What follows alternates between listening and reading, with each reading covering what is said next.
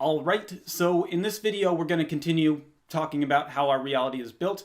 So we're going to build upon what we learned in the previous video. What we're going to add here is the positive and negative expression of consciousness that flows through this methodology. So for a refresher, our reality is created by accessing available information for the individual and the individual's ability to process or understand the available information. Once the available information is inputted and processed by the mind, a manifested result can be created based upon the information and the processing of that information.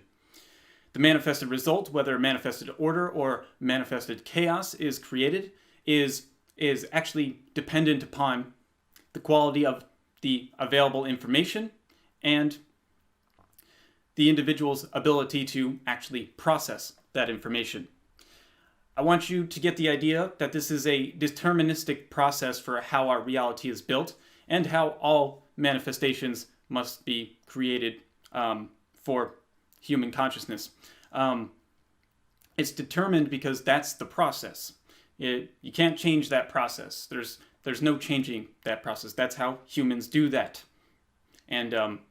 But there is a way that humans interact with this process, and it's really can be boiled down into whether you're doing this process with care and you're enjoying what information you're bringing in, or whether you're not caring about what information is going in, or you're trying to hide away from it for a number of reasons that we'll get into. But that's the big picture of everything that I'm going to be talking about. I'm basically going to be talking about the consequences of caring about what you're taking in as information or not caring about what you're taking in. And this is essentially what I'm calling the second component, and that interacts with this deterministic component of how our reality is built. And another way to call it is conscious free will. And I don't particularly like that term because it comes with a lot of negative connotation, but this is how we choose whether we're going to do this process correctly or whether the process is going to break down around us. And our reality essentially rejects new quality information. And so, because, ultimately there is order or chaos is generated from this process of how our reality is built. And so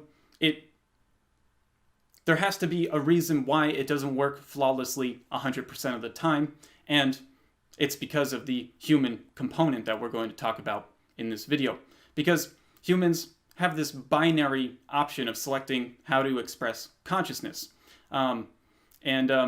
They actually get to choose that. And ultimately, we're going to talk about this choice a lot on this channel because it's the only choice at the end of the day that humans have. Our universe is quite deterministic. You go to any scientist and any scientist will tell you that our universe is quite deterministic. Most people would say it's completely determined. I'd say I pretty much agree with that up to the point of the human and the human mind, simply because for no other reason other than the fact that humans get to choose how they perceive the universe. So the universe is completely scientifically determined, and then there's this one choice that we have, this binary choice, how you choose to perceive what is occurring around you as determined. And this choice determines whether you're perceiving the universe as a great or wonderful thing, or as a terrible, scary thing, or maybe you accept that it's a terrible or scary thing, and you're still going to persist and defy that truth by choosing to perceive a different reality. There's nothing wrong with that. There's nothing wrong with this choice. We'll talk about this choice in much greater detail. But first, I just have to clarify a couple things, that the individual expresses consciousness from our being, essentially, and it's constantly expanding or contracting based on a generative polarity of us choosing either the positive force for consciousness that expands our consciousness, or choosing the negative force for consciousness that contracts our consciousness. And so this is the start of the process. And before we get into this, I want you to understand that this video is going to get into the weeds about a lot of stuff. I'm going to stick to my script because, again, it's a tough topic, and I'm going to be flipping back and forth from positive generative polarity to the negative generative polarity, and things are going to get tough. So bear with me, and let's get into this. So let's talk about this process. So starting with the generative polarity of either consciousness expanding or contracting, and that this is the only true choice that conscious beings have. So the generative polarity is the force that we use to create the quality of our experience here on Earth, and is essentially the essence of our creative faculties.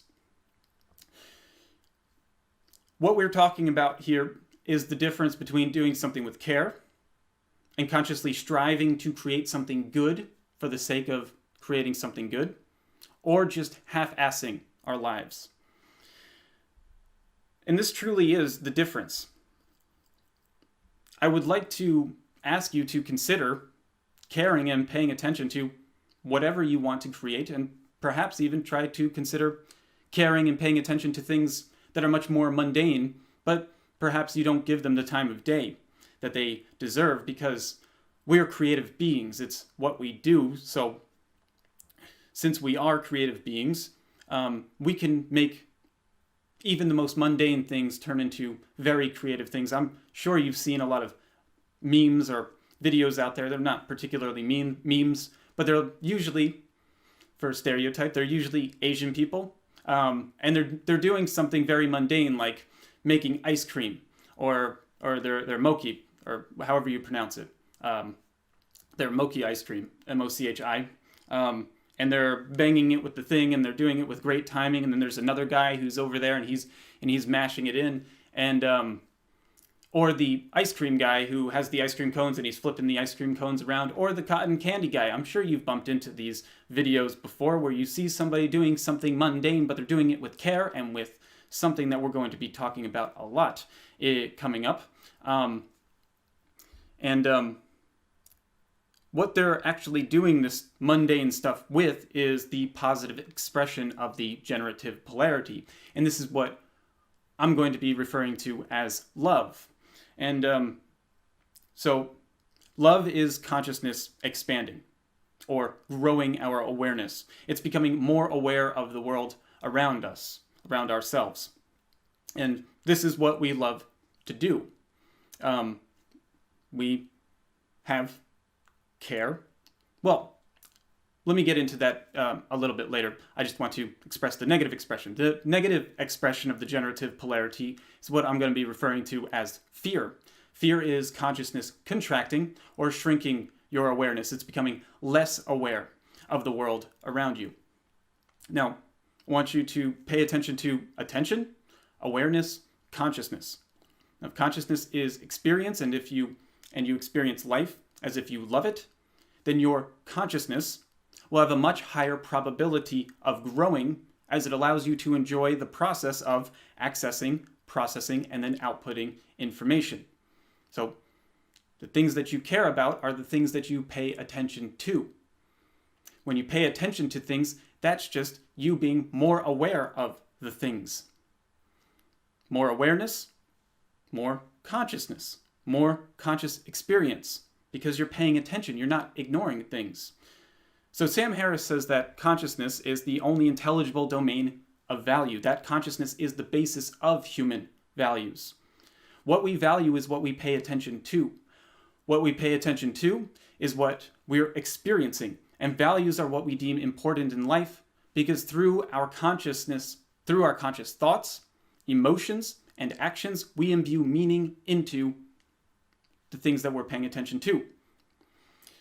What we love is what we pay attention to. It's something that we can't get enough of, which is why it's often used to express love for another. But love is more than just familial or romantic love.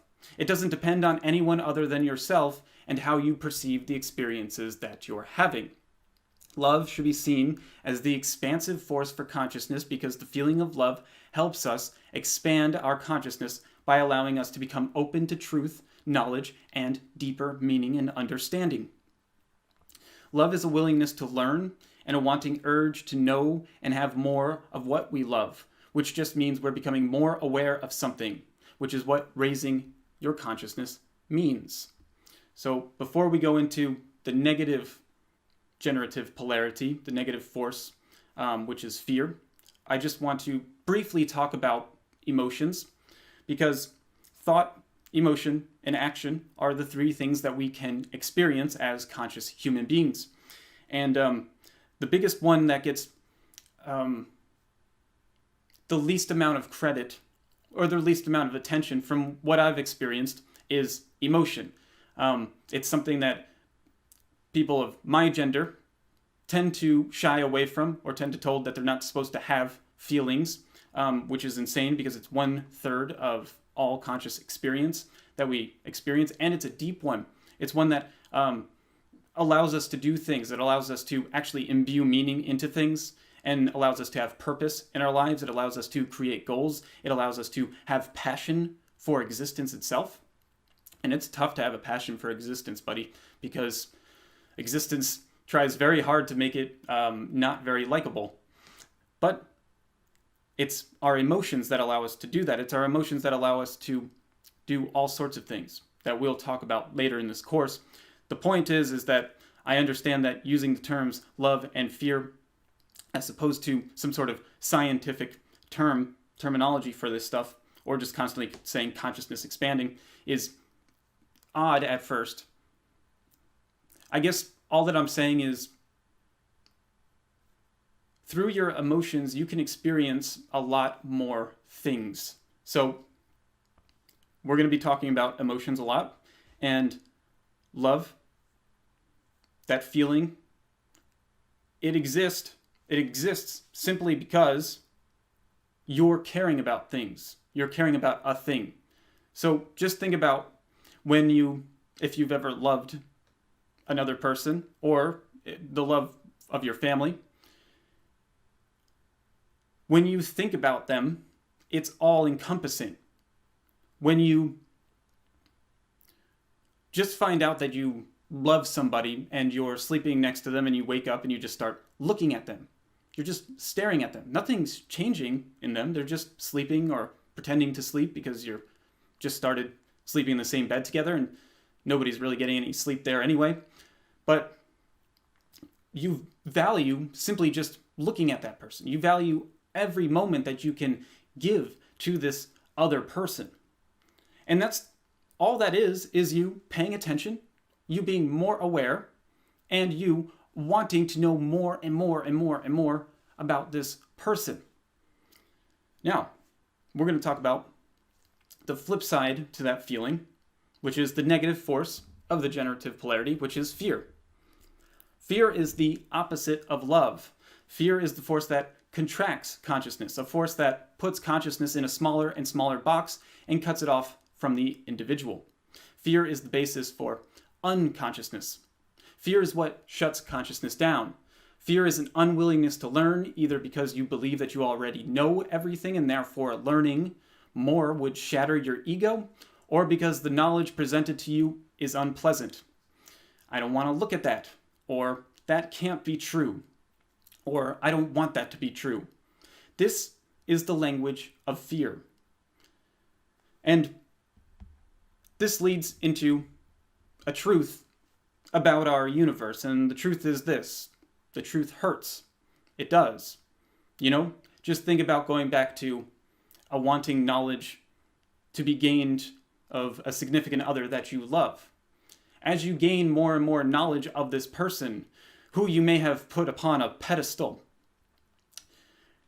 and then you watch them as they clean their teeth, or how they always leave the toilet seat up, or any other example of this person not living up to this incredible standard that you have for this person. Because this person is not a god or goddess, even though you may call them that. what this person is a human, and humans are imperfect. And the more you get to know them, the more you realize they're like you, and the more you realize that they're like you, the more you realize that they have a terrible side, an uninteresting, well, it's quite interesting side. It's just a terrifying, a scary side to people, a dark side.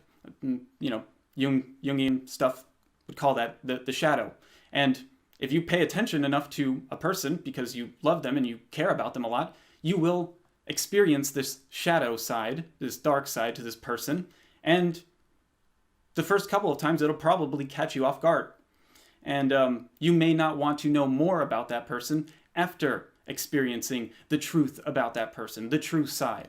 Not that the other side, the side that you enjoy, isn't true. I'm just saying that there is dark sides to the truth. If you want the whole truth, then you have to get the shadow as well. And that's scary. And because the fact of the matter is this, it takes courage to know things. It takes courage to love things. And this includes all things. The more you come to know things, the more courageous you have to be. And we'll talk about that. Because our reality is a really scary place. So it takes courage to simply find out what's going on. And it takes a hell of a lot more courage to tell people the truth. So let's talk about these generative polarities, which tells us whether our consciousness is expanding or whether we're cutting ourselves off from more consciousness. So if it's expanding with love, then you move through the first phase of the methodology. You begin accessing available information. You begin to look into things. You begin to pay attention to whatever you're trying to gain knowledge and awareness of. Love opens us up and allows us to receive truth. And you gotta want it. You gotta need it because you may not like learning what you got to learn. You know? So Nietzsche said that the measure of a man's value is based on how much truth a man can bear, because the truth hurts. But it's worth it because knowledge positively influences the quality of our lives, because it positively influences our decision-making processes that lead to understanding in every area of our lives. So the more that we can study and gain knowledge of things, the more successful you will be, the higher probability of replication you will have.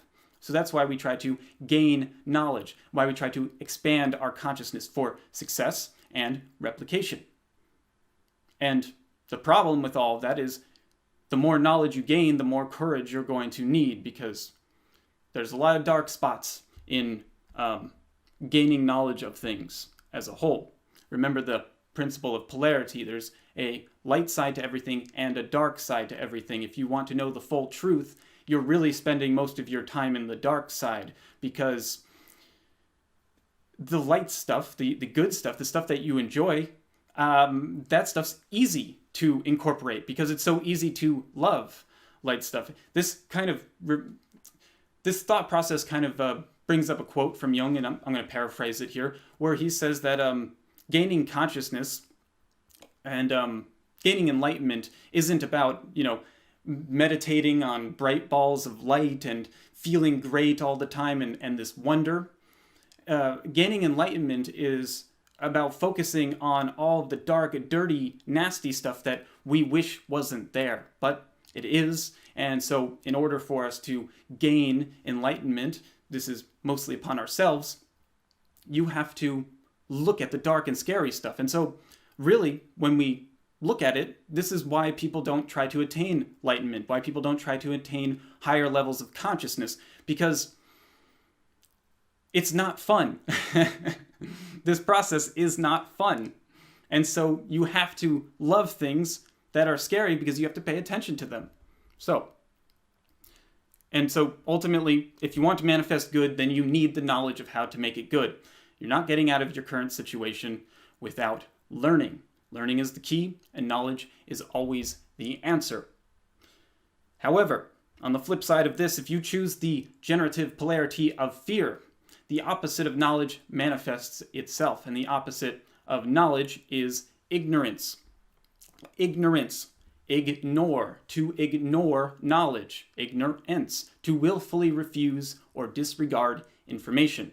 Ignorance is the refusal of truth because fear cuts us off from conscious expansion. If the measure of a man's value is based on how much truth he can bear, then it follows that willful ignorance in the presence of knowledge is the measure of a bad man, because ignorance negatively influences the quality of our lives, because it negatively influences our decision-making processes in every area of our lives.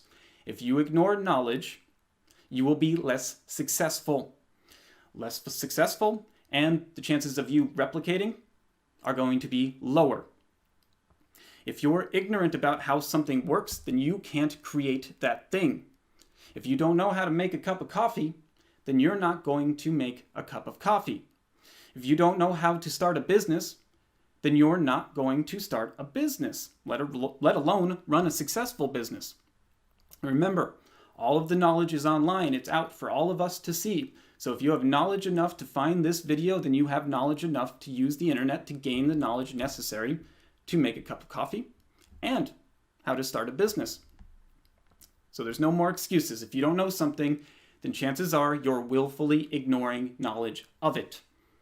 All right, so moving on to the information processing phases, which this actually technically occurs simultaneously within the individual in the so-called inner world, and it also occurs outside in the outer world within our culture at the collective level. But we'll talk about this. But what we're really going to break it down from the inner world, and then we're going to talk about the outer world as well, because they are in cahoots with each other.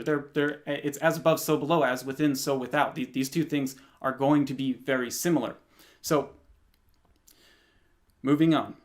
If the positive expression of love is chosen, if you choose love, if you choose to care, if you choose to pay attention to things, even if those things are scary, and we become open to truth, and we begin inputting knowledge, then we begin to process the knowledge, and then what occurs internally brings us understanding about the thing that we're gaining knowledge of.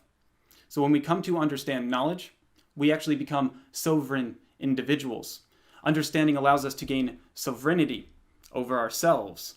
And I'm going to do this a lot, so get used to this. We're going to break down the word sovereign, which is two words, sover and reign. And sover just means above or over. If you remove the S, you literally get over. And then the second part of the word sovereign is reign, which literally means rulership or control. So sovereign just means one who is above rulership or who is in control. A sovereign being is a being that has control over him or herself. You have control over your actions in the real world. So as a state of consciousness, sovereignty means that one has unified the three aspects of their consciousness such that there is no contradiction between one's thoughts, emotions, and actions. We will talk about this a lot in the coming videos, but the point is as we think, so we feel, and so we behave. You're in control of the thoughts that you give attention to. You're in control of your emotions, and if you're in control of your thoughts and emotions, then you're in control of your behavior and action in the physical world. Sovereignty is true self-discipline, self-control, self-love, and self-mastery. It's bringing yourself, your being, into unity or non-duality, and ultimately allows you to become master of your own fate. More on this coming up. So further, it means that you're not subject to the whims of others because you can think for yourself. This means that no one owns you. You're subject to no one but yourself. You don't need anyone to tell you what the truth is because you've learned what the truth is. So really, what we've been talking about is incorporating a particular point in knowledge. So, for example, sovereign individual in terms of tennis, for example, is an individual who can play tennis to the point where they don't really need a coach other than to continue their process of practice and skill set gaining. But the point is that they can correct themselves because they know everything that there is about tennis. But in a bigger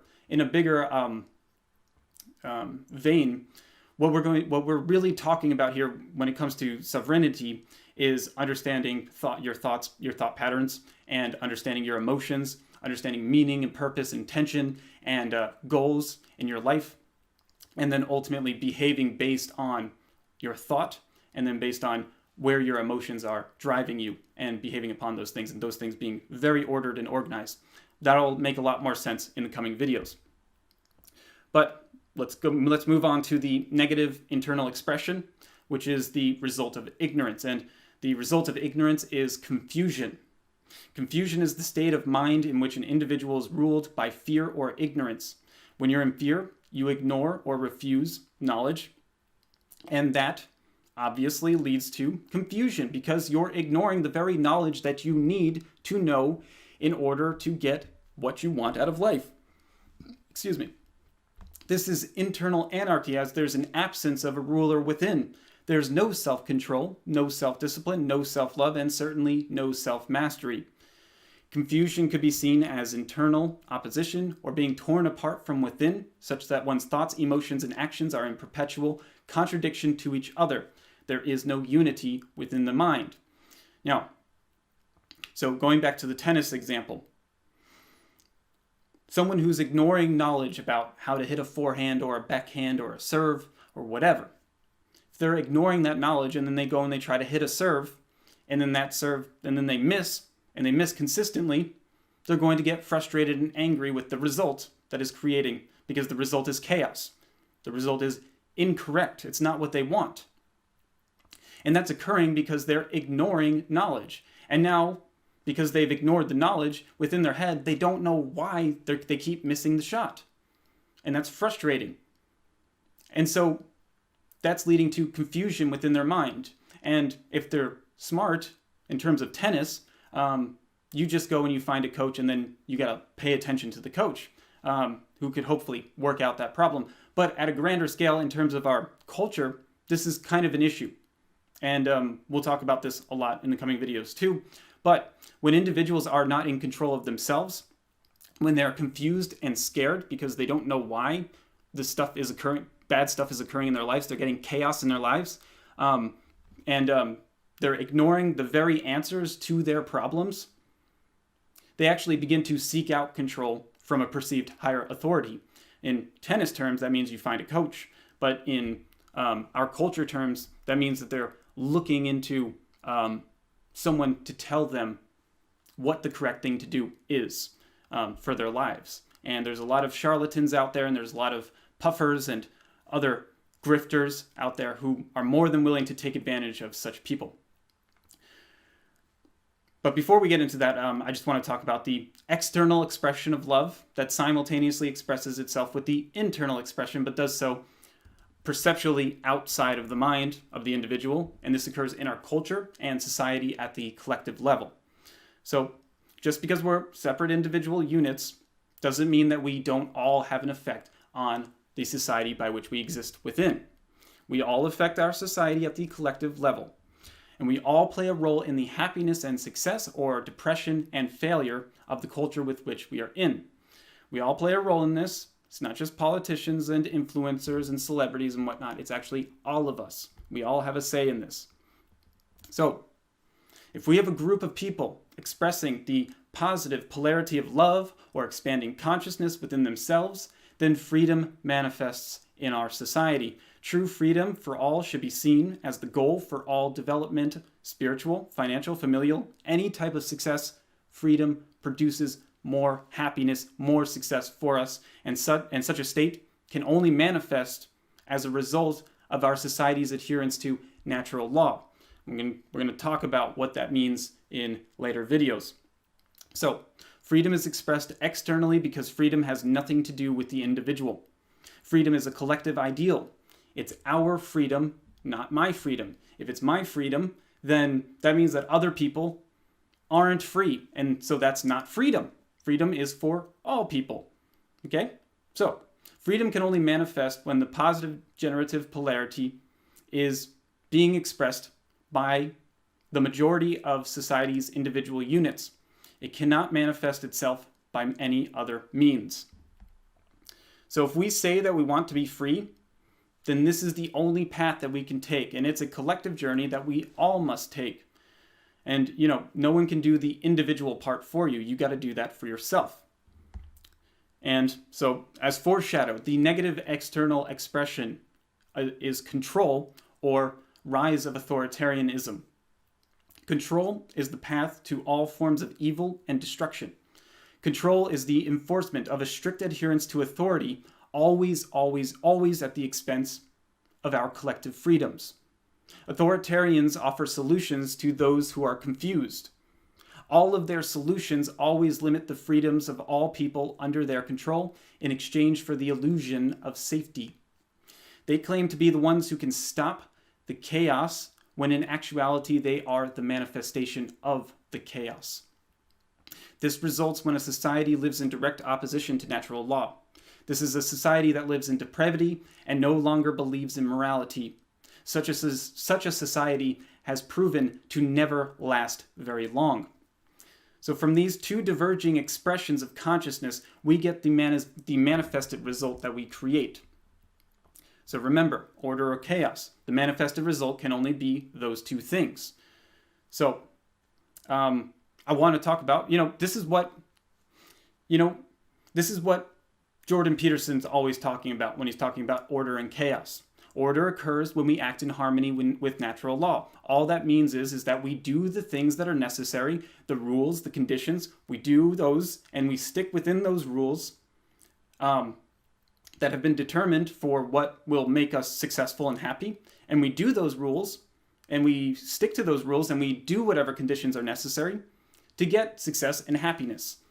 And ultimately, that will affect everybody in our culture, and more people will experience happiness and success from your happiness and success. And if it's not making other people around you happier or more successful, then reevaluate it and see if what you're doing is actually making you happy and successful. And the only reason why I point that out right there is because I don't want you to think that dollar signs is the ultimate indicator of success.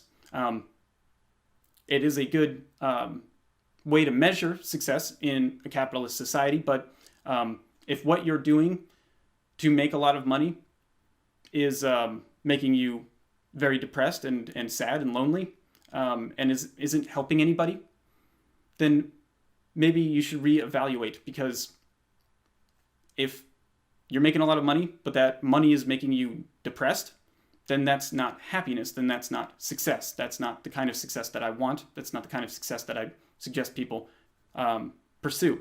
Money cannot bring you happiness, and we'll talk about that. But getting back to order and chaos. Order occurs, this is if you pursue love, and then you become open to truth, and then you take in that truth and that knowledge, no matter how much no matter how scary it is, you take in that information, you understand that information, you become sovereign in terms of that knowledge, then order is created in your life. Order is manifested good. I want you to understand, good just means right, correct, valid, and true. All that means is that 2 + 2 = 4. That's all that good means. It means that whatever you do with the problem, if you solve that problem correctly, then that's what good is. Good is doing something properly. Proper, correct, good, valid, true. These are all technically the same words. So, manifested good can only manifest from expanding consciousness, from love, which allows us to become open to truth, which allows us to gain self-mastery and understanding, which allows freedom to prosper outside of ourselves. Order only results when there is balance or justice, which can only be present when the truth has been accepted. These are the requirements to get the things that we say that we want for ourselves, our families, our society, and for the world at large. Sovereignty for the individual, freedom for all. The opposite of order is chaos. Chaos occurs when we act in opposition to natural law. This just means that chaos is manifested evil. I just want you to understand what evil means. Evil is just wrong. Evil is incorrect. Evil is invalid and false. It's a lie. Okay, so if 2 + 2 = 4 is good, then 2 + 2 = 5 is evil. That's all that evil means. Evil just means, if you just want to look at it mathematically, it just means you gave an incorrect answer. That's all that evil is. It's not this weird mysterious entity that, is only for religion. It works in math as well. If somebody gives you a wrong answer to a problem, that is evil. Especially, and you could even argue in particular in mathematics, because especially when it comes to engineering, because a simple mathematical error, which sounds nice, oh, it's just an error, could lead to a bridge collapsing, or as proven, it's led to a whole lot of spaceships blowing up in outer space. I think the most recent one was there was a mission to Mars where the mathematical error was that the NASA scientists didn't account for the metric. They forgot to change metrics into imperial, the imperial system, and that led to the rocket ship crashing into Mars's very weak atmosphere. So that's evil. It's evil to give somebody an incorrect answer to things. And we'll talk about good and evil a whole lot, because we have to start understanding what morality is. And in order to have the knowledge of what right and wrong is in our world, which is just what morality is, we have to know the difference between good and evil, between right and wrong. And it's one of my favorite things to talk about. But manifested evil manifests from contracting consciousness, from fear, which causes us to ignore the truth, which confuses us, which allows for external control to prosper.